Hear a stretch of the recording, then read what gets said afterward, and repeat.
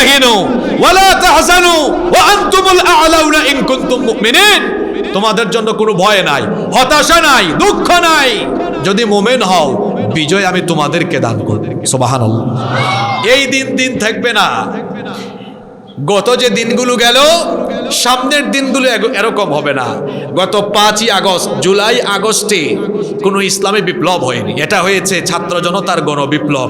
কিন্তু খুব সন্নিকটে শীঘ্রই বাংলাদেশে আরেকটি বিপ্লব অনুষ্ঠিত হবে, সেটি হচ্ছে ইসলামী বিপ্লব, ইনশাআল্লাহ।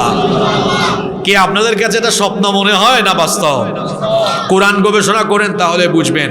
আগামীর পৃথিবী হবে ইসলামের পৃথিবী, আগামীর পৃথিবী হবে কোরআনের পৃথিবী, ইনশাআল্লাহ। ওয়াদা কার? ওয়ালা সাউফা ইউতিকা রাব্বুকা ফাতারদা। শীঘ্রই আপনার রব আপনাকে এত কিছু দিবেন, আপনি খুশি হয়ে যাবেন।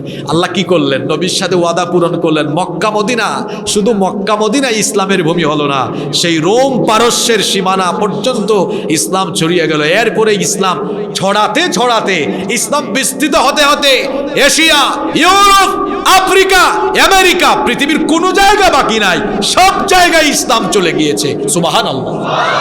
ওয়াদাটা কার? ওয়াদাটা আল্লাহ।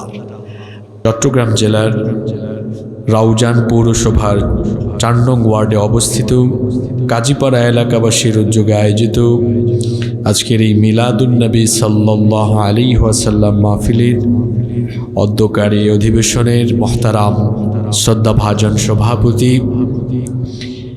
আমার আগে আলোচনা পেশ করেছেন এই রাউজানের কৃতি সন্তান, আপনাদের গৌরব, বিশিষ্ট সমাজসেবক, বিশিষ্ট ইসলামী চিন্তাবিদ এবং সুনামধন্য চিকিৎসক আমার শ্রদ্ধাভাজন বড় ভাই জনাব ডাক্তার ওমর ফারুক। আতালাল্লাহু উমরাহু ওয়া বারাকাল্লাহু ফি হায়াতিহি। আমরা সকলে পড়ি আমিন। মঞ্চে বসা সম্মানিত উলামায়ে কেরাম, আজকের মাহফিলের সম্মানিত অতিথিবৃন্দ, আমার সামনে বসা পিতৃতুল্য সম্মানিত মুরব্বিয়ানে আযম, যুগে যুগে আল্লাহর জমিনে আল্লাহর দ্বীন প্রতিষ্ঠায় যারা অগ্রসেনানীর ভূমিকা পালন করেছেন, আমার কলিজার টুকরা প্রিয় যুবক, তরুণ এবং ছাত্র ভাইয়েরা, পর্দার অন্তরায় থেকে শ্রবণরতা সম্মানিতা মা এবং বোনেরা, উপস্থিত মিডিয়ার প্রিয় কর্মী এবং সাংবাদিক ভাইয়েরা, প্রশাসন এবং গোয়েন্দা সংস্থার সম্মানিত ভাইয়েরা, প্রিয় কাজীপাড়া, রাউজান তথা আমার প্রিয় চট্টলাবাসী, আপনারা সবাই কেমন আছেন? পিছনে যারা আছেন আপনারা কেমন আছেন? আপনারা সবাই কি খুব রাগ হয়ে আছেন? মুড অফ মনে হচ্ছে। সবাই কি খুব নাখুশ নাকি খুব ক্লান্ত? আমরা সবাই কেমন আছি? আলহামদুলিল্লাহ। আমাদেরকে সুস্থতার সাথে বাঁচিয়ে রেখে আজকের এই সুন্দর, বরকতময় এবং নান্দনিক এই আয়োজনে আমাদেরকে শামিল হওয়ার তৌফিক যিনি দান করেছেন, সবাই বলেন তো তিনি কে? সেই মহান রবের জন্য হৃদয়ের সবটুকু ভালোবাসা, আবেগ, অনুভূতিকে উজাড় করে দিয়ে খুশি মনে প্রাণবন্ত আওয়াজে উচ্চ কণ্ঠে কালিমাতুশ শুকর আদায় করে আমরা সকলেই পড়ছি আলহামদুলিল্লাহ। দুরুদ এবং সালাম পেশ করছি সর্বকালের, সর্বযুগের সর্বশ্রেষ্ঠ মহামানব নবিয়ুনা ওয়া সাইয়্যিদুনা ওয়া কুদওয়াতুনা মুহাম্মাদুর রাসূলুল্লাহ সাল্লাল্লাহু আলাইহি ওয়াসাল্লামের প্রতি, যাকে আল্লাহ তাআলা আমাদের হিদায়াতের জন্য প্রেরণ করেছেন। আল্লাহুম্মা সাল্লি ওয়া সাল্লিম ওয়া বারিক আলা নাবিয়িনা মুহাম্মদ। আমরা সকলে মহব্বতে বলি সাল্লাল্লাহু আলাইহি ওয়াসাল্লাম। আমি এই বিষয়টি অবহিত যে আপনারা দীর্ঘ সময় ধরে এখানে বিরামহীনভাবে আলোচনা শ্রবণ করছেন, হয়তোবা এখানে অনেকে না খেয়েও এসে থাকতে পারেন। তো আপনাদের এই দীর্ঘ সময়ের ক্লান্তি এবং রাত অনেক হয়ে যাওয়া, এই বিষয়গুলো বিবেচনায় রেখে আমি খুব লম্বা সময় কথা বলে আপনাদেরকে কষ্ট দিব না। আমি খুব সংক্ষিপ্ত সময়ে কোরআন সুন্নাহর আলোকে হেদায়েতি কিছু কথা আপনাদের সামনে তুলে ধরবার চেষ্টা করব ইনশাআল্লাহ। আল্লাহ যেন আমাদেরকে হেদায়েতের নিয়তে প্রত্যেকটি কথা শ্রবণ করার তৌফিক দান করেন, আমরা সকলে বলি আমিন। সম্মানিত উপস্থিতি, আমরা এই রাউজান সম্পর্কে যতটা জানি যে রাউজানের মানুষ অত্যন্ত সুশিক্ষিত, ভদ্র এবং নম্র। আজকের এই আলোচনায় এই পরিবেশকে আমরা আমাদের নম্রতা ভদ্রতার বহিঃপ্রকাশ ঘটিয়ে আমরা এই পরিবেশকে আরও সুন্দর করে তুলব ইনশাআল্লাহ। মাহফিলে ছোট ছোট শিশু কিশোরেরা আসা, এটাও ভালো সাইন, ভালো নিদর্শন, কারণ এরা ছোটকাল থেকে এসে এসে কোরআন সুন্নাহর দিকে ডাইভার্ট হবে ইনশাআল্লাহ। তা আমাদের সকলের পাশে যে ছোট ছোট কিছু শিশু কিশোরেরা বসে আছে, তারা কথাবার্তা বলছে, আমরা তাদেরকে আদরের সাথে স্নেহের সাথে বুঝিয়ে বলবো, তারাও যেন নীরব হয়ে আলোচনা শোনে, আর আমরাও ডানে বামে না তাকিয়ে আমরা মনোযোগের সাথে শুনবো ইনশাআল্লাহ। আমরা যে কিতাব থেকে আলোচনা করব, বলেন তো এই কিতাব কার? সবাই বলেন, কিতাব কার? আল্লাহর কিতাবের আলোচনা করার এবং শোনার আদব আছে না নেই? কি বলেন, আছে না? কিভাবে শুনতে হয়? আমরা তো এখানে আল্লাহর কিতাব শুনতে বসেছি, তাই না? আমরা এখানে কি দুনিয়ার কোনো দলের বা দুনিয়ার কোনো নেতা নেত্রীর গুণগান করতে বা শুনতে বসেছি? নিশ্চয়ই না। আমরা এখানে কথা শুনতে বসেছি কার? তাহলে আল্লাহর কথা শোনার আদব আছে না? অবশ্যই আছে। কিভাবে আমরা আল্লাহর কালাম শুনবো? আল্লাহ আদব শিখিয়েছেন কিভাবে আল্লাহর কালাম শুনতে হয়। আল্লাহ তাআলা সেই আদব আমাদেরকে শেখালেন। রব্বুল আলামিন বললেন, ইযা কুরিআল কুরআনু ফাসতামিউ লাহু ওয়া আনসিতু লাআল্লাকুম তুরহামুন। আল্লাহ তাআলা বলছেন, আর যখন এই কিতাব পাঠ হয়, আলোচনা হয়, ফাসতামিউ লাহু, এক নম্বরে দিলের কান দিয়ে তা শ্রবণ করো, মনোযোগ দিয়ে শোনো। এমনটি যেন না হয় ডানে কিছুক্ষণ বামে কিছুক্ষণ তাকিয়ে মনোযোগ নষ্ট হবে, এরকম যেন না হয়। দিলের কান দিয়ে শ্রবণ করো। নাম্বার 2, 2 নাম্বার, ওয়ানসিতু, কিপ সাইলেন্ট, চুপচাপ হয়ে যাও, নীরব হয়ে যাও। কারণ আল্লাহর কথা শুরু হলে বান্দার কথার আর দাম থাকে? বলেন, দাম থাকে? আল্লাহ শিখাচ্ছেন, ওয়ানসিতু, চুপচাপ হয়ে যাও। কয়টা কাজ? জোরে বলেন, কয়টা? এটা একটা ক্লাস। ক্লাসে কি শুধুমাত্র যিনি ক্লাস করান তিনি কথা বলেন, নাকি যারা থাকেন তারাও রেসপন্স করে? তারাও রেসপন্স করে।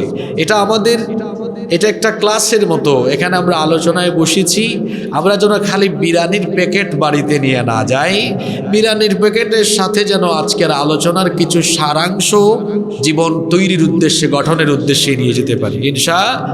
আর যদি বিরিয়ানি নিতে আসেন, তাহলে আমি মোনাজাত দিয়ে দিই, কমিটিকে বলবো বিরিয়ানি বন্টন করে ফেলেন। তাহলে উদ্দেশ্য কি বিরিয়ানি না পাথেও? জোরে বলতে হবে, উদ্দেশ্য বিরিয়ানি না পাথেও? আমার তো মনে হয় বেশিরভাগের উদ্দেশ্য বিরিয়ানি, এই জন্য আওয়াজ কম। বিরিয়ানি না পাথেও?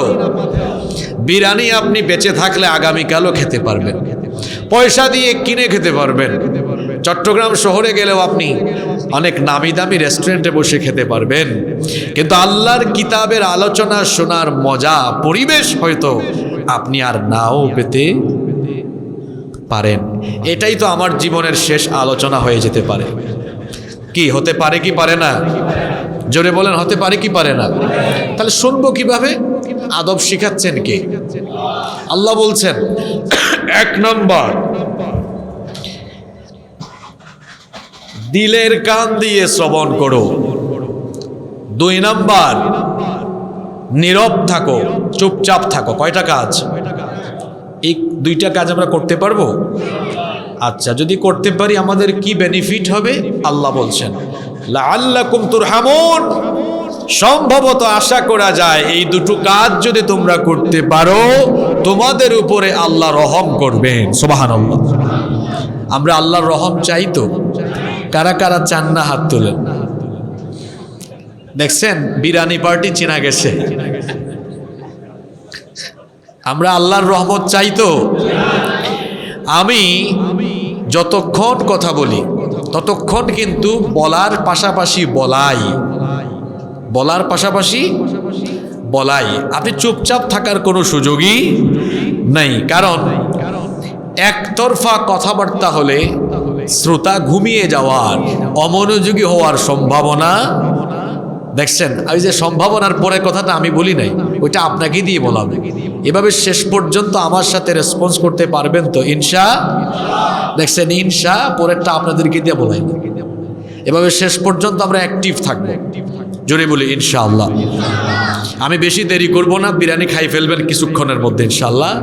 আমি কোরআনের খুব ছোট্ট একটি সূরা তিলাওয়াত করেছি, যেহেতু আজকে মিলাদুন্নবী সাল্লাল্লাহু আলাইহি সাল্লাম মাহফিল, চিন্তা করলাম এমন একটি সূরা থেকে কথা বলি যে সূরা থেকে আলোচনা শুনলে পরে আমরা নবী করিম সাল্লাল্লাহু আলাইহি ওয়াসাল্লামের জীবনের বেশ কিছু অংশ পাবো। আসলে গোটা কোরআনই তো নবীর চরিত্র। কারণ আম্মা জান আয়েশা রাদিয়াল্লাহু আনহাকে জিজ্ঞেস করা হয়েছিল, কাইফা কানা খুলুকুন নবী, বলি সাল্লাল্লাহু আলাইহি ওয়াসাল্লাম আমাদের নবীজির চরিত্র কেমন ছিল?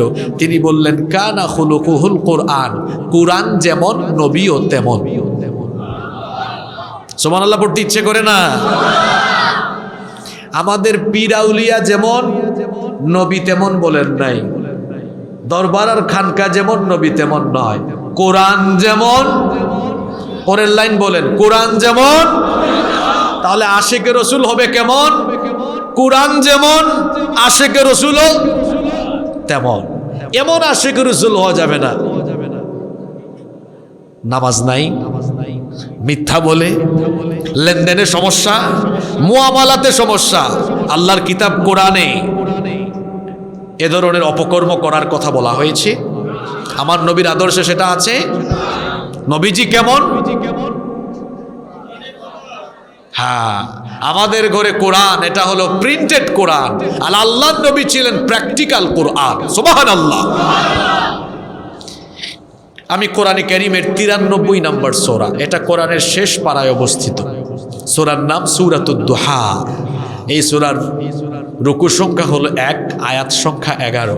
সূরাটি মক্কা মুআজ্জামায় নাজিল হয়েছে, এজন্য সূরাটিকে বলা হয় মাক্কিয়া। কোরআনের সূরাগুলো দুই ভাগে বিভক্ত, মাক্কিয়া আর মাদানিয়া। যেগুলো মক্কায় নাজিল হয়েছে সেগুলোকে বলা হয় মাক্কিয়া, যেগুলো মদিনায় নাজিল হয়েছে সেগুলোকে বলা হয় মাদানিয়া। আজকের আলোচ্য সূরা দোহা নাজিল হয়েছে মদিনায় না মক্কায়? জোরে বলতে হবে, মদিনায় না মক্কায়? আমার অ্যাক্টিভ শ্রোতা খুঁজে বের করি, সূরার সিরিয়াল নাম্বার কত? মাশাআল্লাহ, কত? 93। এই সূরা কত নম্বর পারায়? শেষ পারায়। কত নম্বর পারায়? শেষ পারা কোনটা? 32 নম্বর পারা, তাই না? কত নম্বর? আয়াত সংখ্যা 11। আয়াত সংখ্যা 11।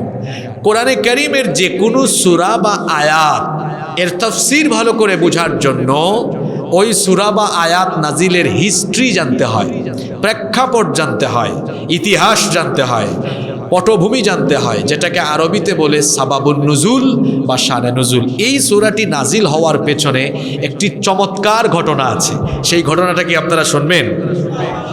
তার আগে বলে নেই, আমাদের প্রিয় নবী রাহমাতাল লিল আলামিন জনাবে মুহাম্মদুর রাসূলুল্লাহ সাল্লাল্লাহু আলাইহি ওয়াসাল্লামকে আল্লাহ তাআলা অসংখ্য মুআজিজা দিয়েছেন। নবী রাসূলদেরকে নবুয়ত এবং রিসালাতের সত্যতা হিসাবে মুআজিজা দান করেন কে? জোরে বলেন কে? আমার নবীকে আল্লাহ অসংখ্য মুআজিজা দিয়েছেন। আমার নবীর হাতের আঙ্গুলের ইশারায় আকাশের চাঁদ 2 টুকরা হয়েছে। সুবহানাল্লাহ। আমার নবী তিনি যখন হেঁটে গিয়েছেন, আকাশের মেঘখণ্ড তাকে ছায়া দিয়েছে। সুবহানাল্লাহ। আমার নবীকে গাছ সালাম দিয়েছে, পাথর সালাম দিয়েছে। অসংখ্য মুআজিজা আমার নবীর জীবন দশায় ঘটেছে।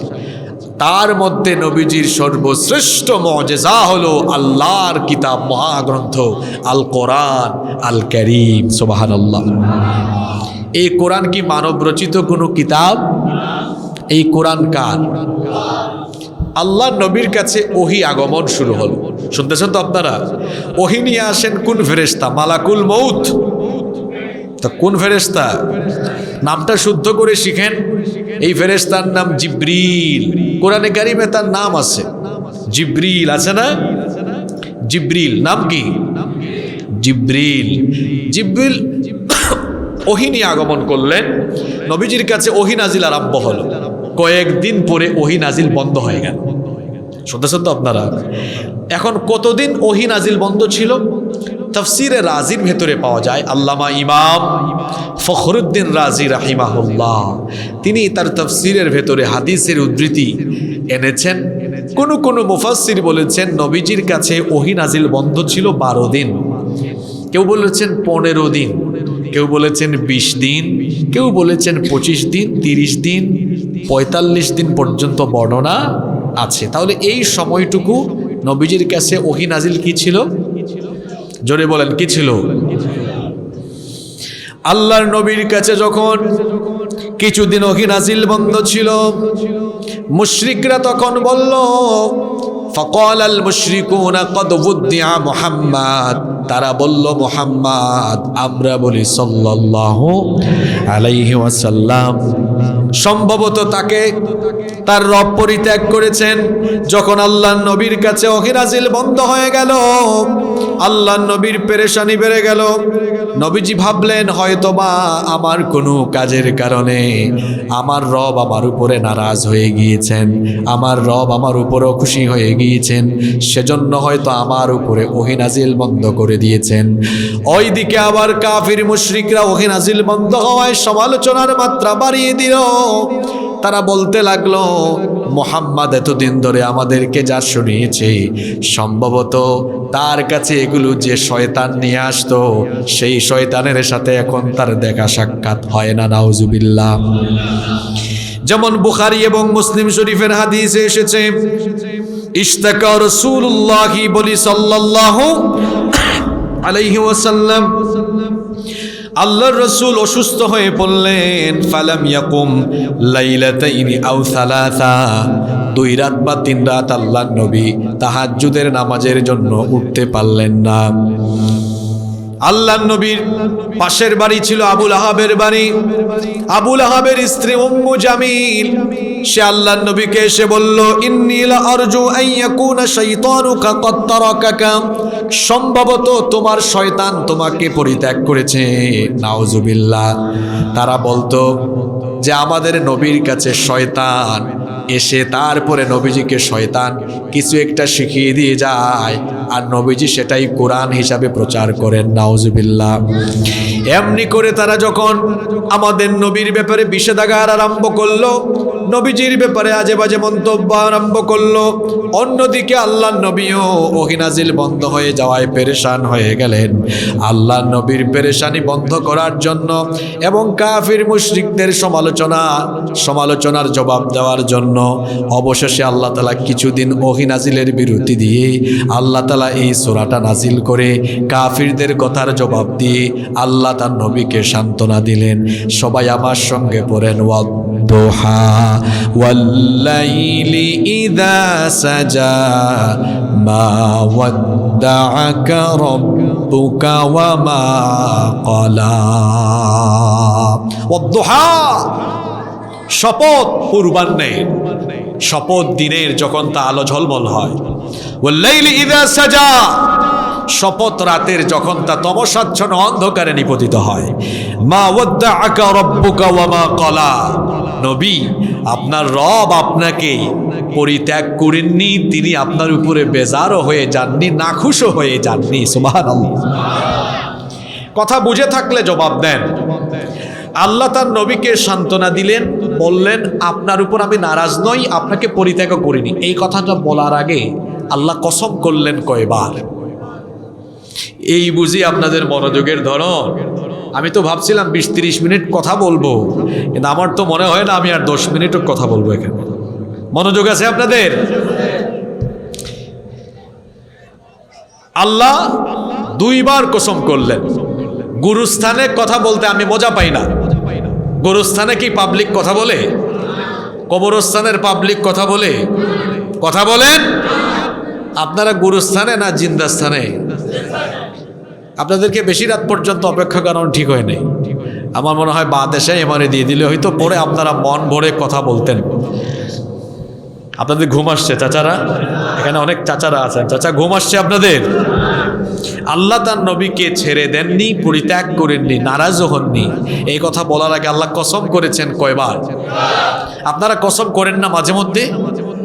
আমাদের কসম আর আল্লাহর কসম কি একরকম? একরকম মোটেও না। আমরা যখন কসম করি কার নামে করি? যেহেতু আল্লাহ সবার বড়, এজন্য আল্লাহর নামে কসম করে আমরা আমাদের কথাগুলোকে বিশ্বাসযোগ্য বা মজবুত হিসাবে তুলে ধরতে চাই। কিন্তু আল্লাহ তাআলা যখন কসম করেন তখন তিনি কসমের পরে যে বিষয়টি নিয়ে আলোচনা করেন সেটার সাথে রিলেটেড সামঞ্জস্যপূর্ণ বিষয়ের কসম করে আল্লাহ তাআলা ওই বিষয়টি গুরুত্ব তুলে ধরে সে বিষয়টি আলোচনা করেন। তো এখানে আল্লাহ কেন দিন এবং রাতের কসম করেছেন সেটি বলার আগে আরেকটি বিষয় বলি। মনে রাখবেন, আমলের আগে নিজের ঈমান এবং আকীদাকে পরিশুদ্ধ করতে হয়। কারণ ঈমান আকীদা পরিশুদ্ধ না থাকলে কোনো আমল আল্লাহর দরবারে কবুল হয় না। এজন্য দেখুন, কবরের 3টা প্রশ্ন আমলের নয়, 3টা প্রশ্ন আকীদার। মার রব্বুকা ওয়া মা দীনুকা ওয়া মান নাবিয়্যুকা আও ওয়া মা হাযার রাজুলু আল্লাযী বুইসা ফীকুম। রবের প্রশ্ন, দ্বীনের প্রশ্ন, নবুয়তের প্রশ্ন, এগুলো আমলের না আকীদার? জোরে বলেন। আকীদার প্রশ্ন, এগুলো আমলের নয়। তো আকীদার কথা এখানে কেন বললাম? আমাদের সমাজে অনেক মানুষ আছে যারা কসম করতে গিয়ে মাঝে মাঝে এরকমও কসম করে, আমার বাবার কসম, আমার মায়ের কসম, আমার পিতার কসম, দাদার কসম, নানার কসম, নানির কসম। স্বামী বলে আমার বউয়ের কসম, বউ বলে আমার হাজব্যান্ডের কসম, সন্তানের কসম, কাবা শরীফের কসম, রসুলের কসম। এই যে বিভিন্ন ধরনের কসম করা হয়, একজন মোমেন শুধুমাত্র কসম করতে পারে আল্লাহর নামে। এজন্য আল্লাহর হাবিব আমাদেরকে জানিয়েছেন, মান হালাফা বিগাইরিল্লাহি ফাকাদ আশরাকা। যে ব্যক্তি আল্লাহ ছাড়া অন্য কারো নামে কসম করলো সে আল্লাহর সাথে শিরক করলো। শিরকের গুনাহ সবচাইতে বড় না সবচাইতে ছোট? গুনাহের লিস্টে সবচাইতে উপরে যে গুনাহ, সেই গুনার নাম কি? তাহলে আল্লাহ ব্যতীত আমরা কারো নামে কসম করব? জোরে বলেন, কসম করব? কসম করতে হয় কার নামে? এবার আসি, আল্লাহ এখানে কসম করলেন দিন এবং রাতের। এরপরে বললেন নবী, আমি আপনাকে পরিত্যাগ করিনি, আপনার উপর বেজারও হইনি, নাখুশও হইনি। এবার আসেন, আল্লাহ কেন দিন এবং রাতের কসম করেছেন? দেখেন, দিন এবং রাত, দিন এবং রাত, এই যে দিনের পরে রাত আসে, দিন রাতের আবর্তন ঘটান কে? জোরে বলেন কে? আচ্ছা, আপনারা আমাকে বলেন তো, আল্লাহ যদি চাইতেন 24 ঘন্টা সূর্যের আলো দিয়ে গোটা পৃথিবীকে দিন বানিয়ে রাখতে পারতেন কি পারতেন না? আল্লাহ যদি চাইতেন গোটা পৃথিবীকে অন্ধকার বানিয়ে 24 ঘন্টা রাত বানাতে পারতেন কি পারতেন না? তাহলে দিন রাতের পরিবর্তন ঘটাচ্ছেন আল্লাহ, নিশ্চয়ই এর ভিতরে কোনো হিকমা, কোনো সিগনিফিক্যান্স, কোনো তাৎপর্য আছে। সেই তাৎপর্যটা কি? দেখেন, আজকের বিজ্ঞানও বলছে এই যে দিন এবং রাত কেন হচ্ছে। পৃথিবী তার নিজ অক্ষে একবার আবর্তন করে আসতে সময় লাগে 23 মিনিট 23 ঘন্টা 56 মিনিট 4 সেকেন্ড, মানে প্রায় 24 ঘন্টা। এই যে পৃথিবীর এই আবর্তন গতিকে বলা হয় আহ্নিক গতি। আর আহ্নিক গতির ফলেই পৃথিবীতে দিন হয়, রাত হয়। যেমন বাংলাদেশে এখন রাত 11টা, আমেরিকা এখন দুপুর 12টা। আমেরিকা এখন, ওখানে দিন, এখানে রাত কেন? কারণ আমরা পৃথিবী নামক একটি গ্রহে বসবাস করি। এছাড়াও আরো অনেকগুলো গ্রহ আছে, ছোটবেলায় আপনারা সেগুলো পড়েছেন, বুধ, শুক্র, ইউরেনাস, এগুলো পড়েন না আপনারা? তো এই যে আমাদের সৌরজগতের সেন্টারে, কেন্দ্রে সূর্য অবস্থিত। আমাদের সৌরজগতের কেন্দ্রে কি অবস্থিত? সূর্য অবস্থিত। ফর এক্সাম্পল, মনে করেন, এটা কথার কথা, উদাহরণ, পৃথিবী তো আর এই টিস্যু বক্সের মতো ছোট না। মনে করেন এটা পৃথিবী, যদিও পৃথিবী হলো কমলা লেবুর মতো ডিম্বাকৃতির। এটা যদি পৃথিবী হয়, তাহলে ওই যে আমার ডান দিকে লাইট, ওইটা মনে করেন সেন্টারে আছে সূর্য। এটা যখন ঘুরে, মনে করেন এই পাশটা তখন এই লাইটের আলোতে এই পাশে কি আলো লাগছে? এই পাশে আলো লাগার কারণে এই পাশের অঞ্চলগুলিতে দিন, আর এদিকে অন্ধকার, আলো পড়ছে না, এটা রাত। আর এটা তো পৃথিবী স্থির না, সে সূর্যকে কেন্দ্র করে ক্রমেই ঘূর্ণায়মান, ঘুরছে তো ঘুরছে। এই ঘূর্ণনের ফলে পৃথিবীতে কোনো কোনো স্থানে দিন হচ্ছে, কোনো কোনো স্থানে কি হচ্ছে। এবার আসেন, আল্লাহ দিন এবং রাত কেন দিলেন? এই জন্য আল্লাহ দিয়েছেন, এই যে আমাদের সকাল থেকে নিয়ে সন্ধ্যা পর্যন্ত আমরা কত কাজ করলাম, অফিস করলাম, ব্যবসা করলাম, স্কুলে গেলাম, কলেজে গেলাম, মাদ্রাসায় গেলাম, ইউনিভার্সিটিতে গেলাম। আমরা সবাই কাজ করে সন্ধ্যার পর থেকে এখন এনার্জি বেড়ে গেল না এখন ক্লান্ত হয়ে গিয়েছি? আমরা জোরে বলতে হবে, ক্লান্ত হয়ে গেছি। ক্লান্ত হওয়ার পরে রাতের এই অন্ধকারের সাথে কিন্তু বিশ্রামের সম্পর্ক আছে। আল্লাহ যদি দিন রাত না দিতেন তাহলে তো আমরা সমস্যায় পড়তাম। আজকের বিজ্ঞানও তাই বলছে, 24 ঘন্টা দিন থাকলে কি হতো? তাহলে পৃথিবীর টেম্পারেচার, তাপমাত্রা বেড়ে গিয়ে সমুদ্রপৃষ্ঠের উচ্চতা বেড়ে গিয়ে গোটা পৃথিবী লণ্ডভণ্ড হয়ে যাইত। পৃথিবী টিকে থাকতে পারতো? ভারসাম্য থাকতো না। রাতের বেলা আস্তে আস্তে টেম্পারেচার কমে না বাড়ে? টেম্পারেচার ধীরে ধীরে কমে। এই জন্য রাতের বেলা বিশ্রাম নেওয়াটা আমাদের জন্য কি হয়? আরামদায়ক হয়। আল্লাহ তাআলা দিনের পরে রাত দিয়েছেন যাতে করে সারাদিন আমরা কাজ করার পরে যে টায়ার্ডনেস, ক্লান্তি আসে, রাতের বেলা বিশ্রামের মাধ্যমে যেন এটা চলে যায়। এটা চলে যাওয়ার পরে সকালবেলা দেখবেন ঘুমের থেকে ওঠার পরে আবার এনার্জেটিক লাগে। আল্লাহ এখানে দিনের কসম করলেন, এরপরে রাতের কসম করলেন। আল্লাহ বোঝাতে চাইলেন শুধু দিন থাকলে পৃথিবী বসবাসের উপযোগী হতো না, মানুষ পৃথিবীতে ব্যালেন্স হারিয়ে ফেলতো। মানুষের ব্যালেন্স থাকার জন্য, তার স্নায়ু শক্তি, তার এনার্জি থাকার জন্য যেমন দিনের বেলা কাজ করার পরে রাতের বেলা তার বিশ্রামের দরকার হয়। ও নবী, আপনার উপরে যদি প্রাথমিক পর্যায়ে আমি ওহির কিরণ দিতে থাকি, ওহি নাজিল করতে থাকি, ওহির ভার এটা সহ্য করতে না পেরে আপনার স্নায়ু হয়তোবা দুর্বল হয়ে যেতে পারতো। আপনি যেন প্রাথমিক পর্যায়ে ওহি নাজিলের পরে আপনি যেন নিজেকে স্বাভাবিক রাখতে পারেন, এজন্য সাময়িক সময় ওহি নাজিল বন্ধ করে আপনার স্নায়ুকে আমি অত্যধিক পরিমাণে শক্তিশালী করেছি। সুবহানাল্লাহ। এজন্য আল্লাহ দিন এবং রাতের কসম করেছেন। ওহির বোঝা হালকা না ভারী? আপনারা আমার কথা শুনতেছেন? ওহির বোঝা, নবীর কাছে যখন ওহি নাজিল হতো নবীর অবস্থা কিরকম হতো শোনেন, হাদিস থেকে শোনেন। আল্লাহ নবীর কাছে যখন ওহি নাজিল হতো অবস্থা তখন কি হতো? নবীজির সাহাবী যায়েদ ইবনে সাবিত রাদিয়াল্লাহু আনহু তিনি বলছেন, أنزل على رسول الله صلى الله عليه وسلم وفخذه على فخذي فكادت ترد فخذي। একবার ওহী নাজিল হওয়ার সময় আল্লাহর নবীর উরু মোবারক আমার উরুর সাথে ঠেকিয়ে রাখা ছিল। যখন আল্লাহর নবীর কাছে তখন ওহী নাজিল হচ্ছিল, মনে হচ্ছিল তখন আমার উরু এবং হাঁটু ভেঙে চুরে চুরমার হয়ে যাওয়ার উপক্রম হচ্ছিল। সুবহানাল্লাহ। আমাদের মা উম্মুল মুমিনিন আয়েশা রাদিয়াল্লাহু আনহা তিনি বলেছেন, লাকাদ রাআইতুহু ইয়ানজিলু আলাইহিল ওয়াহয়ু ফিল ইয়াউমিশ শাদীদিল বারদি ফায়াফসিমু আনহু ওয়া ইন্না জাবিনাহু লা ইয়াতাফাসসাদু আরাকা।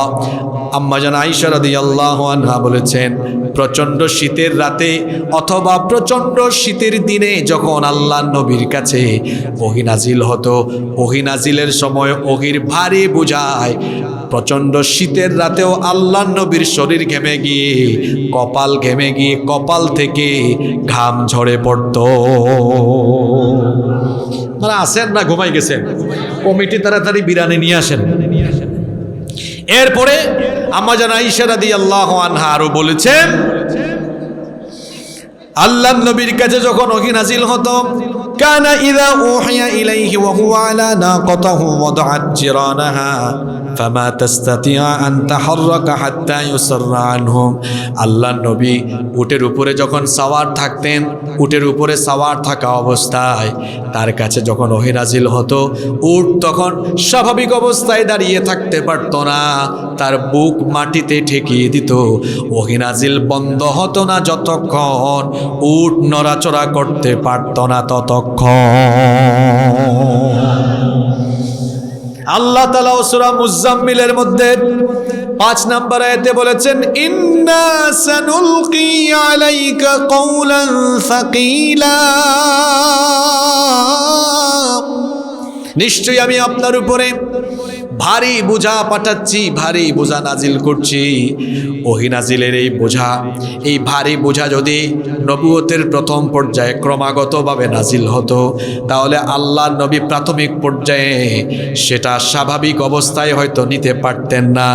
দিনের পরে যেমন রাতের দরকার বিশ্রামের জন্য, যাতে করে বিশ্রাম নিয়ে মানুষ আবার স্বাভাবিক হতে পারে, ঠিক তেমনিভাবে ওহীর প্রাথমিক অবস্থায় নাজিল হওয়ার পরে আল্লাহর নবীর স্নায়ুকে শক্তিশালী করার জন্য ওহী বন্ধ করা সাময়িক সময়ের জন্য দরকার ছিল। এজন্য আল্লাহ বলেন, নবী সাময়িক সময়ের জন্য ওহী নাজিল বন্ধ রেখে আমি তো আপনার উপরে জন্য নারাজ হয়ে যাইনি, ছেড়েও দেইনি, বরং দিনের পরে যেমন রাতের দরকার, ওহী নাজিলের পরে কিছুকাল আপনার জন্য বিরতিও দরকার। এজন্য আল্লাহ তার নবীকে জানিয়ে দিলেন, ওয়াদ-দুহা ওয়াল-লাইলি ইযা সাজা মা ওয়াদ্দাআকা রাব্বুকা ওয়া মা ক্বালা। শপথ দিনের, শপথ রাতের, যখন তো অন্ধকার হয়, ও নবী আমি আপনাকে পরিত্যাগ করিনি, আপনার উপর বেজারও হয়ে যাইনি। সুবহানাল্লাহ। এবার আপনারা আমাকে বলেন, আল্লাহর নবীর কাছে 12, 15, 20, 25 বা 40 দিন ওহী নাজিল বন্ধ ছিল, এজন্য আল্লাহর নবীর পেরেশানি কম ছিল না বেশি ছিল? আছেন আপনারা? পেরেশানি কম ছিল না বেশি ছিল? এবার আমাকে জবাব দিয়েন না, নিজের বিবেককে প্রশ্ন করে মনে মনে নিজেকে নিজে জবাব দেন। আপনি কি জাতের আশেকে রসুল আমাকে বলেন, নবীর কাছে 30-40 দিন ওহী নাজিল হয় না, পেরেশানি আর পেরেশানি, আর আপনার 30-40 নয়, 30-40 বছর চলে গিয়েছে, আপনি এখনো কোরআনের রঙে নিজেকে রাঙাতে পারলেন না, আপনার মধ্যে এখনো পেরেশানি দেখা যায় না। এটা ঠিক বলে জবাব দেওয়ার দরকার নেই। আমি বলেছি নিজের বিবেককে এই প্রশ্নটাকে। আমি যদি এই ইখতিলাফের কারণে ধরেন এই 40 দিন ওহী নাজিল হয় না, পেরেশান নবীজি, পেরেশান পেরেশান, আল্লাহ কেন আমাকে ওহী দিচ্ছেন না?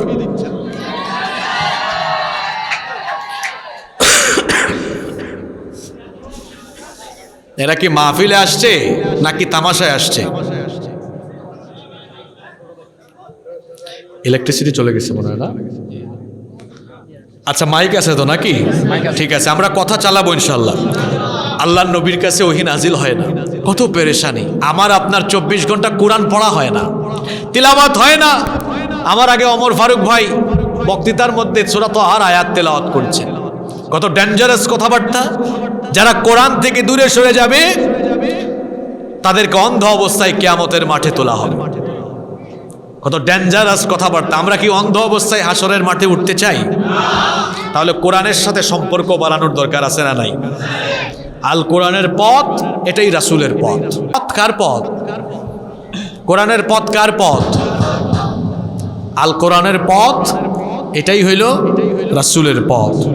তাহলে আল্লাহ তাআলা তার নবীকে জানালেন, নবী আমি আপনাকে পরিত্যাগ করিনি, আমি আপনার উপর নারাজ হয়ে যাই। এদিকে তাকান। এরপরে আল্লাহ তার নবীকে বলছেন, ওয়ালাল আখিরাতু খায়রুল লাকা মিনাল উলা, ওয়ালাল আখিরাতু খায়রুল লাকা মিনাল উলা। আর পূর্ববর্তী সময়ের চাইতে উত্তম। সুবহানাল্লাহ পড়েন। কোন সময় আয়াত নাজিল হচ্ছে? যেই সময় মক্কায় ইমানদারদের সংখ্যা, মুসলমানদের সংখ্যা অনেক বেশি না অনেক কম? জোরে বলতে হবে, অনেক বেশি না কম? অনেক কম, অনেক কম। ইমানের ঘোষণা দিলেই কাফেররা পিটায়া পিটায়া রক্তাক্ত করেছে। গত 15 বছর আপনারা বাংলাদেশে কুরআন বিরোধী, ইসলাম বিরোধী স্বৈরাচার ফ্যাসিস্টদের নির্যাতন যে দেখেছেন, এটা নতুন নয়। এটা কুরআন নাজিলের যুগেও ছিল, কুরআন বিরোধীরা সেই যুগেও এটা করত। এই যুগেও কুরআন বিরোধীরা কুরআন ওয়ালাদের সাথে, আলেম উলামাদের সাথে যে কাজ করেছে, যে কর্মকাণ্ড করেছে, সেটা আবু জেহেলীয় স্টাইলেই তারা করেছে। সেই সময় নবীজিকে গালি দেওয়া হচ্ছে, আমার নবীকে কাফিররা পাগল বলছে, জাদুকর বলেছে, আমার নবীকে কাফিররা গণক বলেছে, কবি বলে উপহাস করেছে, মিথ্যাবাদী বলেছে, নাউজুবিল্লাহ। সাহাবীদেরকে ধরে ধরে পিটাচ্ছে। ওই সময় আল্লাহ নবীজিকে বলছেন, নবী হতাশ হবেন না, ওয়ালাল আখিরাতু খায়রুল লাকা মিনাল উলা। যে সময় সামনে আসতেছে, সামনের সময়গুলো এখনকার মতো দুর্দিন হবে না, দুর্দিনের পরে সুদিন আসতেছে। পরবর্তী সময় এই সময়ের চাইতে উত্তম হবে। সুবহানাল্লাহ। ওয়ালা সাউফা ইউতিকা রাব্বুকা ফাতারদা। আর অচিরেই আপনার রব আপনাকে এত বেশি দিবেন, ফাতারদা, যে আপনি সন্তুষ্ট হয়ে যাবেন। সুবহানাল্লাহ। এই ওয়াদা নবীর সাথে করেছেন কে? আল্লাহ কি তার নবীর সাথে যে ওয়াদা করেছেন তা পূরণ করেন নাই? যে সময়ে এই আয়াত নাজিল হচ্ছে, ওয়ালাল আখিরাতু খায়রুল লাকা মিনাল উলা ওয়ালা সাউফা ইউতিকা রাব্বুকা ফাতারদা, পরবর্তী সময় পূর্ববর্তী সময়ের চাইতে উত্তম হবে।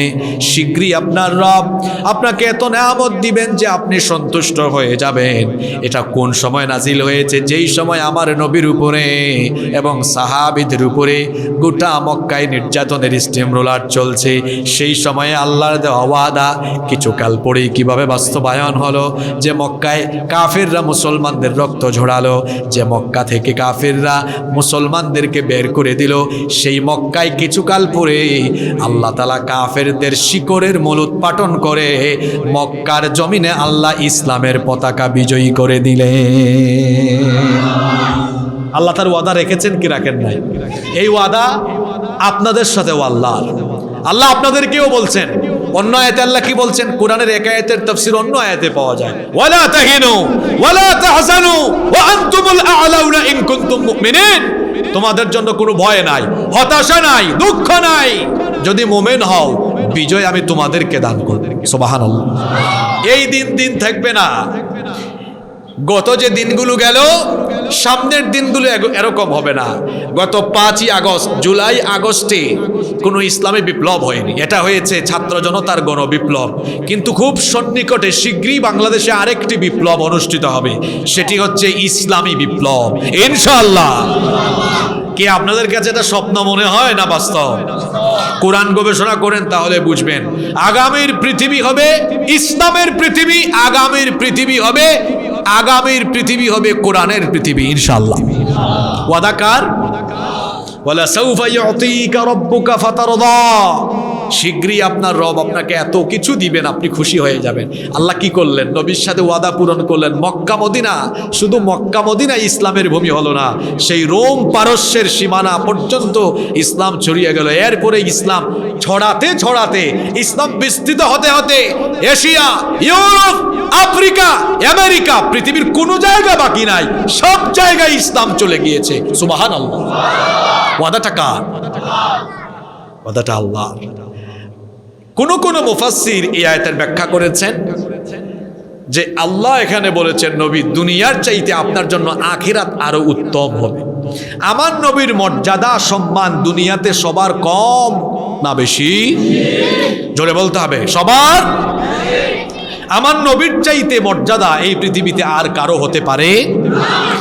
দুনিয়াতে যেমন আমার নবীর সম্মান বেশি, ইজ্জত বেশি, মর্যাদা বেশি, আখিরাতেও। আপনারা বলবেন, হুজুর ইজ্জত এত বেশি হইলে আমার নবী পরে আসছেন কেন? আজকের মাহফিলে আমাকে আপনারা বানাইলেন প্রধান বক্তা, আমাকে কি আপনারা শেষে দিয়েছেন না প্রথমে দিয়েছেন? তাহলে বোঝা গেল মূল গুরুত্বপূর্ণ যিনি, তাকে দেওয়া হয় সবার। আমার নবী হচ্ছেন বিশ্ব সভার প্রধান অতিথি, এজন্য তিনি এসেছেন সবার শেষে। সুবহানাল্লাহ। আদম আগে এসেছেন মানে আদম সবার উপরে মর্যাদাবান, বিষয়টা এমন নয়। আমার নবী দুনিয়ার সমস্ত পয়গম্বরদের নবী, সমস্ত পয়গম্বরদেরও লিডার, সৈয়দ। আল্লাহ আমার নবীকে বানিয়েছেন। সুবহানাল্লাহ। এজন্য তো আমরা বলি সৈয়দুল মুরসালিন ইমামুল মুরসালিন, সমস্ত রসুলদের নেতা হলেন আমার নবী। সেই মেরাজের কাহিনী আপনারা জানেন। মসজিদে আকসায় সকল নবী রাসূলদের উপস্থিতিতে আমার নবীকে জিবরিল আমিন সামনে দিলেন, বললেন নবী আপনি নামাজের ইমামতি করেন। এখানে আদম থেকে ঈসা আলাইহিমুস সালাম সব নবীরা উপস্থিত। নবীজি বললেন আমি তো সবার পরে আসছি, আমি কেন সামনে যাব? নবীজি বললেন, তখন জিবরিল বললেন হ্যাঁ আপনিই সামনে যাবেন, কারণ আল্লাহ আপনাকে এই সকল নবী রাসূলদেরও নবী বানিয়েছেন। সুবহানাল্লাহ। আমার নবীর ইজ্জত সম্মান কম না বেশি? শুধু দুনিয়ায় না আখিরাতেও? আখিরাতে আমার নবীর মর্যাদা এত বেশি, আল্লাহর হাবিব তার নিজের জবানে বলেছেন আনা সাইয়্যিদু ওয়ালাদি আদম ইয়াউমাল কিয়ামা। কিয়ামতের ময়দানে আল্লাহ আমাকে মানব জাতির নেতা বানিয়ে দিবেন। কিয়ামতের ময়দানে মানুষ যখন 50,000 বছর দাঁড়িয়ে থাকবে, দিশেহারা হয়রান পেরেশান হয়ে যাবে, মানুষ দিক বিদিক ছোটাছুটি করবে। বিচারের দিনটা হবে 50 আলফা সানাতিম মিম্মা তাউদ্দুন। আল্লাহ তাআলা আমাদের হিসাব অনুযায়ী এটা হবে 50,000 বছরের সমতুল্য।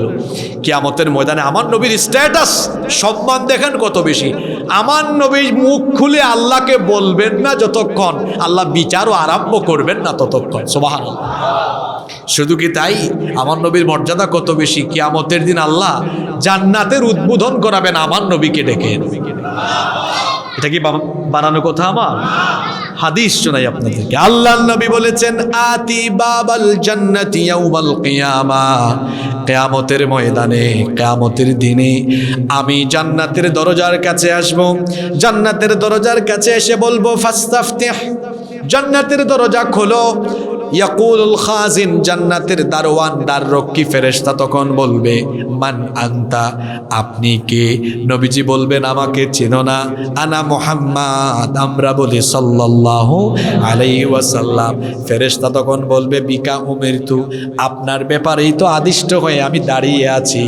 আল্লাহ আমাকে বলেছেন আপনি আসবেন না যতক্ষণ জান্নাতের দুয়ার খোলা হবে না ততক্ষণ। তাহলে আমার নবীর মর্যাদা দুনিয়ায় আখিরাতে সবার থেকে বেশি আমার নবীর এই মর্যাদা দিয়েছেন কি? সব দিক থেকে তিনি সেরা, শ্রেষ্ঠ। চেহারার সৌন্দর্য কেমন? সব দিক থেকে সেরা। ইউসুফ নবীকে আল্লাহ দিয়েছেন দুনিয়ার অর্ধেক সৌন্দর্য, আমার নবীকে দিয়েছেন আল্লাহ দুনিয়ার পুরা সৌন্দর্য। সুন্দরের দিক দিয়ে, জোরে বলেন, সুন্দরের দিক দিয়ে আমার নবী সেরা। আমার নবীর চাইতে সুন্দর কেউ? আম্মা জান আয়েশা রাদিয়াল্লাহু আনহা বলেছেন মিশরের যে সকল নারীরা ইউসুফ নবীকে দেখে রূপে পাগল হয়ে আঙ্গুল কেটেছে, ওরা তো আমার নবীকে দেখে নাই। যদি দেখতো হাত না কলিজা কেটে ফেলতো, টেরও পেত না। সুবহানাল্লাহ। একজন সাহাবী জাবির বিন সামুর তিনি বলছেন আমি চাঁদনি রাতে চাঁদের দিকে একবার তাকাই, একবার আমার নবীর দিকে তাকাই। আমার নবীর দিকে যখন তাকালাম আমার কাছে মনে হলো আকাশের আসমানের ওই চাঁদের চাইতেও আমার নবী আরো বেশি সুন্দর। সুবহানাল্লাহ। সুন্দরের দিক থেকে সেরা। গুণাবলী যদি বলেন, আদম থেকে নিয়ে ঈসা আলাইহিমুস সালাম সব নবীকে আল্লাহ যে সকল গুণাবলী দিয়েছেন, সব নবীদের গুণগুলো আল্লাহ এক জায়গায় করে একা আমাদের নবীকে দান করে দিয়েছেন। চরিত্র যদি বলেন, তাহলে নবীজির চরিত্র হলো এমন, প্রফেট মুহাম্মদ সাল্লাল্লাহু আলাইহি সাল্লাম is the best example for the entire humanity. তিনি হচ্ছেন ধর্ম বর্ণ নির্বিশেষে তামাম দুনিয়ার সকল মানুষের জন্য অতুলনীয় অনন্য আদর্শ। সুবহানাল্লাহ। ওয়া ইন্নাকা লাআলা খুলুকিন আযীম।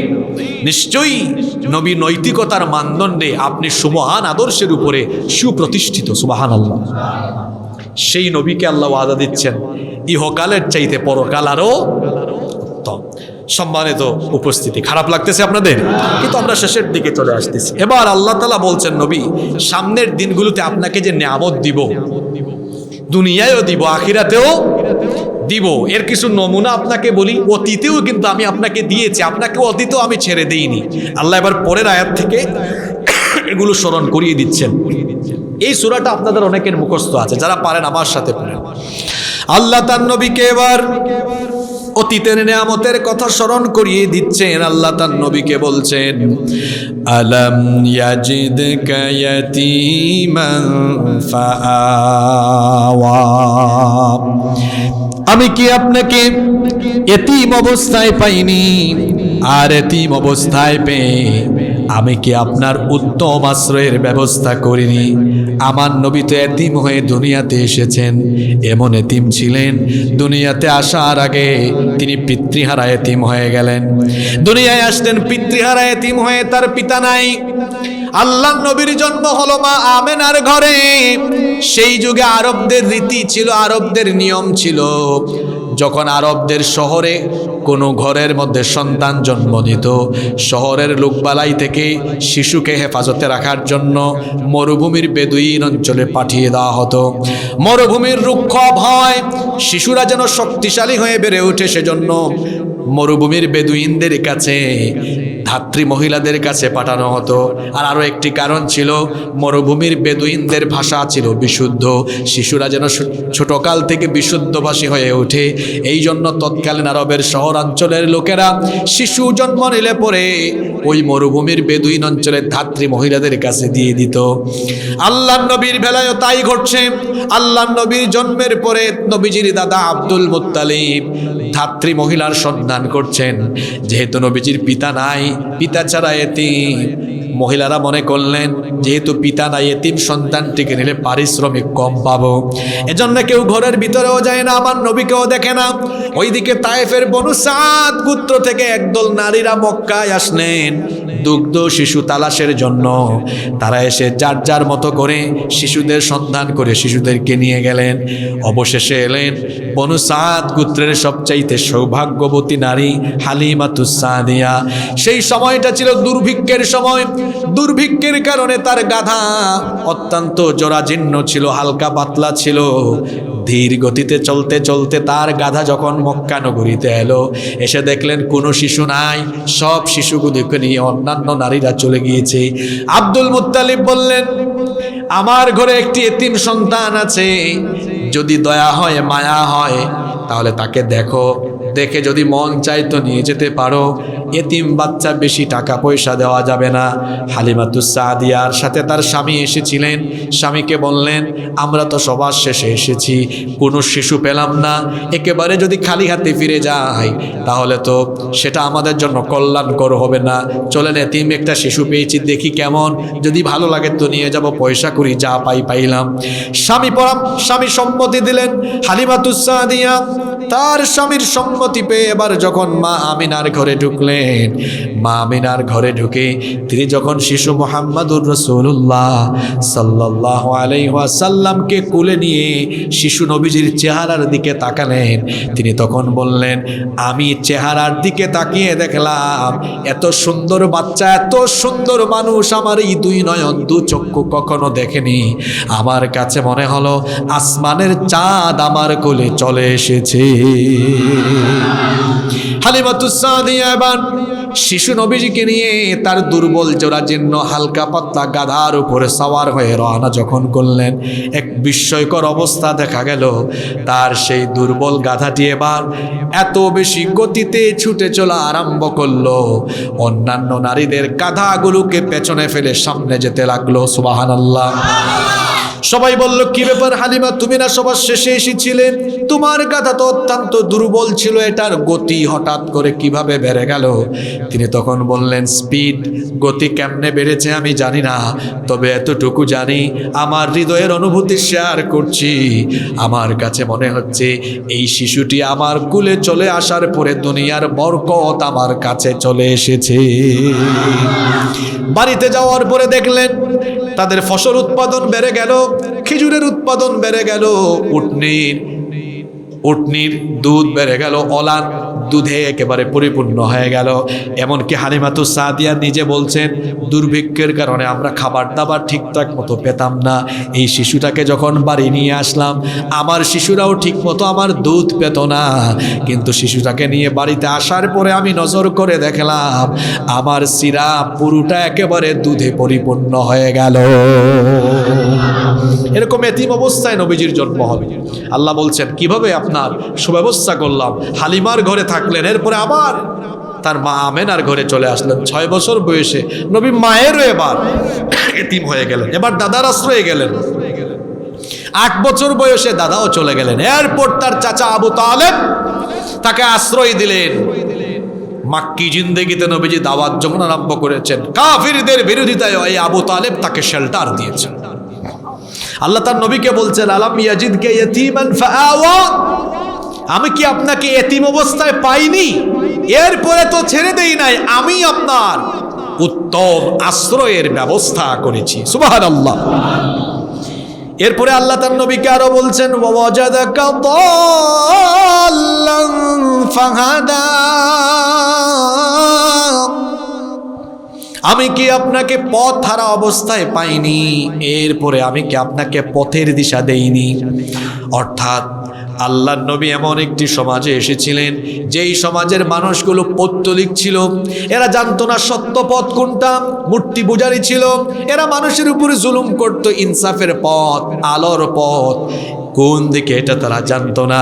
আল্লাহ নবী এই সমাজে এসেছিলেন এই সমাজের মানুষগুলোকে আলোর দিকে নিয়ে আসার জন্য। নবীজি চিন্তায় ছিলেন, কিন্তু কোনো পথ নবীজি জানানোর আগ আল্লাহ জানানোর আগ পর্যন্ত নবীজি কি জানবেন নাকি? এজন্য আল্লাহ তার নবীকে বলছেন, মা কুনতা তাদরি মাল কিতাবু ওয়ালাল ঈমান, আপনি জানতেন না কিতাব কি, জানতেন না ঈমান কি। কিতাব আর ঈমান উভয়টি নবীজিকে চিনিয়েছেন কি? ও নবী, আমি আপনাকে এই কিতাব দিলাম, এই কিতাব দিয়ে ঈমানের পথ পরিষ্কার করে দিলাম। আল্লাহ সূরা ইব্রাহিমের শুরুতে বলছেন, আলিফ লাম রা কিতাবুন আনজালনাহু ইলাইকা লিতুখরিজান নাসা মিনায-যুলুমাতি ইলান-নূর, আপনার কাছে এই কিতাব আমি নাজিল করেছি যাতে করে তমসাচ্ছন্ন অন্ধকারে পড়ে থাকা এই মানবতাকে আলোর দিকে নিয়ে আসতে পারেন। এই জন্য এই কিতাব যিনি নাজিল করেছেন তিনি কি? কেমন কিতাব? হুদাল লিন-নাস, এটা মানুষের জন্য হেদায়াত। ও নবী, আমি কি আপনাকে এরকম অবস্থায় পেয়ে ফাহাদা, এরপরে কি সুপথ দেখিয়ে দেইনি? এরপরে আল্লাহ বলছেন, ওয়াজাদাকা আইলান ফাআগনা, আমি তো আপনাকে নিঃস্ব অবস্থায় পেয়েছি, এরপরে আমি আপনাকে সমৃদ্ধি দান করেছি।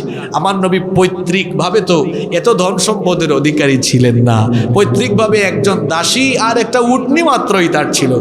এরপরে আল্লাহ তাআলা তার নবীজিকে মেধা প্রজ্ঞার সবটুকুন দান করে আল্লাহ তার এমন যোগ্যতা দক্ষতা দান করেছিলেন। আপনারা জানেন আমার নবীর আমানতদারিতা, স্বচ্ছতা, তার এই গুণাবলী গোটা মক্কায় যখন ছড়িয়ে গেল, মক্কার ধনাঢ্য ব্যবসায়ী নারী খাদিজা আত-তাহেরা রাদিয়াল্লাহু আনহা, তিনি তখন আল্লাহর নবীকে তার ব্যবসায়ী নিয়োগ করলেন।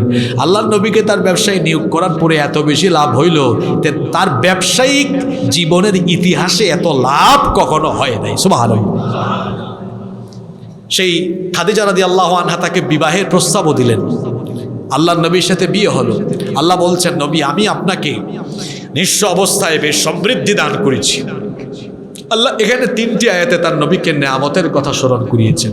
আলাম ইয়াজিদকা ইয়াতীমান ফাআওয়া ওয়া ওয়াজাদাকা দাল্লান ফাহাদা ওয়া ওয়াজাদাকা আইলান ফাআগনা। এই 3টি আয়াতে নেয়ামতের কথা স্মরণ করি। এবার আল্লাহ তার নবীকে এবং আমাদেরকে কিছু উপদেশ দিয়ে সূরাটি শেষ করছেন। এই 3টি উপদেশ, এই শেষের 3টা আয়াতে কিছু উপদেশ আছে। এই উপদেশগুলো শুনে আমরা শেষ করব ইনশাআল্লাহ। উপদেশ কি? আল্লাহ বললেন, আল্লাহ বললেন উপদেশ হচ্ছে ফাআম্মাল ইয়াতীমা ফালা তাকহার, আপনি এতিমদের সাথে দুর্ব্যবহার করবেন। নবী তো এতিম ছিল। এবার আল্লাহ নবীকে বলছেন, এতিমদের সাথে কঠোর আচরণ করবেন না, ধমক দিবেন না, দুর্ব্যবহার করবেন না। এর মাধ্যমে আল্লাহ আমাদেরকেও শিখালেন, এতিমের সাথে বাজে আচরণ করো না, দুর্ব্যবহার করো না। আমাদের সমাজে কিন্তু এমন বহু মানুষ আছে যারা এতিমের সম্পদ গাদ্দারি করে আত্মসাৎ করে ফেলে। অবশ্য এই ধরনের আত্মসাৎকারী, এতিমের মাল খাওয়া ডাকাত পার্টি আপনাদের রাউজানে নাই? হ্যাঁ আছে। এতিমের সম্পদ আত্মসাৎ করে ফেলে। আর এই দেশে তো জনগণ সবচেয়ে বড় এতিম। কথা বুঝেন না এবার? জনগণ সবচেয়ে বড় কারণ। ক্ষমতা যখনই যারা পায় মানুষকে এতিম বানায় ফেলে। জনগণ কেন বড় এতিম এই জন্য বললাম, যারাই যখন ক্ষমতা পায় সব কিছুর বোঝা জনগণের ঘাড়ের উপরে চাপায় দেয়। সবাই শুধু জনগণের উপরেই খুব ঝাড়তে জানে। দেখেন নাই সেনাবাহিনীর আমলের পরে কিছুদিন ধরে সেনাবাহিনী পাবলিকরে খুব পিটাইতেছে না, বলতেছে শান্তি শৃঙ্খলা আনয়নের জন্য। আমাদের সেনাবাহিনী আর পুলিশ বাহিনী যদি আগে দরবেশ বাবাদেরকে এরকম পিটাইতো, আর আপনাদের এলাকারও আরেক দরবেশ আছেন, এই দরবেশদেরকে যদি আগে থেকেই পিটাইতো, বাংলাদেশের মানুষ পিটান লাগতো না, মানুষ আরো ভদ্র এমনিতেই থাকতো। যাদেরকে পিটান দরকার তাদেরকে পিটায় না এরা, তাদেরকে কি দেয়? কি দেয়? জোরে বলেন। পারলে ওই সকল ভূমিদস্যু, ভূমিখাকু, চোর, ডাকাত, দুর্নীতিবাজদেরকে পিটান। এরা পিটা খাওয়ার যোগ্য। যেখানে লাগানো দরকার সেখানে লাগায় না। কি বলেন? যেখানে লাগানো দরকার সেখানে। এক একটা চেহারা দেখছেন, চেহারা দেখলে মনে হয় বেহেশত থেকে পালাই আসছে, কিন্তু তলে তলে পর্দার অন্তরালে এমন কোনো খারাপ কাজ নাই যা তারা করে নাই। এতিমের সাথে আল্লাহ তাআলা বলছেন দুর্ব্যবহার করবেন, বরং এতিমকে দেখাশোনা করেন, লালন পালন করেন, রক্ষণাবেক্ষণ করেন। এতিম ছেলে মেয়ে থাকলে বিভাগের ব্যবস্থা করে দেন। যে ব্যক্তি এতিমকে কষ্ট দিল সে যেন আমার নবীকেই কষ্ট দিল, কারণ আমার নবীও তো এতিম ছিলেন। এজন্য এতিমের সাথে খারাপ আচরণ করবেন না, বরং এতিমের সাথে স্নেহ, মমতা, ভালোবাসা সুলভ আচরণ করবেন। যদি করতে পারেন, এতিম যদি দেখাশোনা করতে পারেন, তাহলে লাভ কি হবে শোনেন। আল্লাহর নবী বলেছেন, আনা ওয়া কাফিলুল ইয়াতীমি ফিল জান্নাতি হাকাদা ওয়া দাম্মাস সাব্বাবাতি ওয়াল ওয়াসতা। এই দুটো আঙ্গুল একত্রিত করে আল্লাহর নবী দেখালেন, সাহাবীদেরকে বললেন, এতিমের দেখাশোনা করা ব্যক্তি আর আমি নবী কিয়ামতের দিন এইভাবে এক জান্নাতে অবস্থান করব। তাইলে এতিমের সাথে ভালো আচরণ করবেন তো ইনশাআল্লাহ। এরপরে আল্লাহ বলছেন, ওয়া আম্মাস সাইলা ফালা তানহার। আর যারা সাইল আছে, প্রার্থী, অসহায়, অভাবী মানুষ আছে, তারা যদি চায় তাদেরকে ধমক দিয়ে তাড়িয়ে দিও না, তাদেরকে সাহায্য করো। আমাদের সমাজে অনেক অভাবী, অসহায় মানুষ আছে না নাই? আমরা যারা সম্পদশালী, আমাদের যাদেরকে আল্লাহ সম্পদ দিয়েছেন, আমাদের সম্পদের ভেতরে সেই অভাবী, অসহায় সাইলদের একটা হক রেখে দিয়েছেন কি? এজন্য আল্লাহ বলছেন, ওয়াফি আমওয়ালিহিম হাক্কুল লিস-সাইলি ওয়াল মাহরুম। তাদের সম্পদের ভেতরে অভাবী, অসহায়দের একটা হক আছে। এখন আমরা যারা সম্পদশালী, আমাদের সম্পদে যাদের হক আছে, তাদের হক তাদেরকে দিয়ে দেওয়ার দরকার আছে না নাই? সেটা কেমনে দিবেন? আপনার প্রয়োজনের অতিরিক্ত সম্পদ অভাবী, অসহায়দেরকে দিবেন, আল্লাহর পথে খরচ করবেন।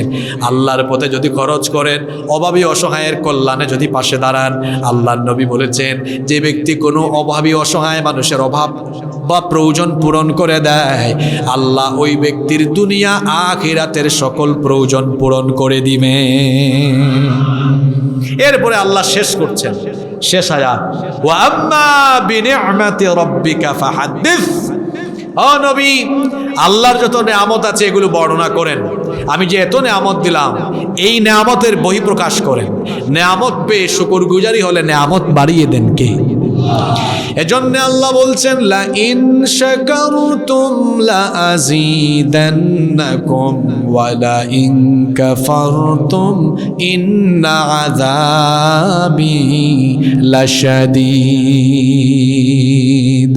যদি আমার শুকরগুজার বান্দা হও, যত নেয়ামত দিয়েছি এই নেয়ামত আমি আরো বহু গুণে বৃদ্ধি করে দিব। সুবহানাল্লাহ। জন্য আমরা সব সময় শুকরগুজার বান্দা হব ইনশাআল্লাহ। এই যে সূরা দোহা সুরার 11টি আয়াতের সংক্ষিপ্ত আলোচনা করলাম। এখান থেকে কিছু শিক্ষা আমি শেষের 2 মিনিটে তুলে ধরছি ইনশাআল্লাহ। 1 নাম্বার শিক্ষা হলো, আল্লাহ কখনো তার পথের পথিকদেরকে ছেড়ে দেন, আল্লাহ তাদের সাথে থাকেন। ইমানদাররা যদি আল্লাহর উপর ভরসা করে, আল্লাহর সাথে ইমানের সম্পর্ক মজবুত করে তৈরি করতে পারে, আল্লাহ তাদেরকে কখনো ছেড়ে দেন না। এজন্য জীবনের সুসময়ে দুঃসময়ে সর্বাবস্থায় যার উপরে অটল অবিচল থাকতে হবে এবং যার সাথে ইমানের সম্পর্ক বাড়াতে হবে, তিনি কি?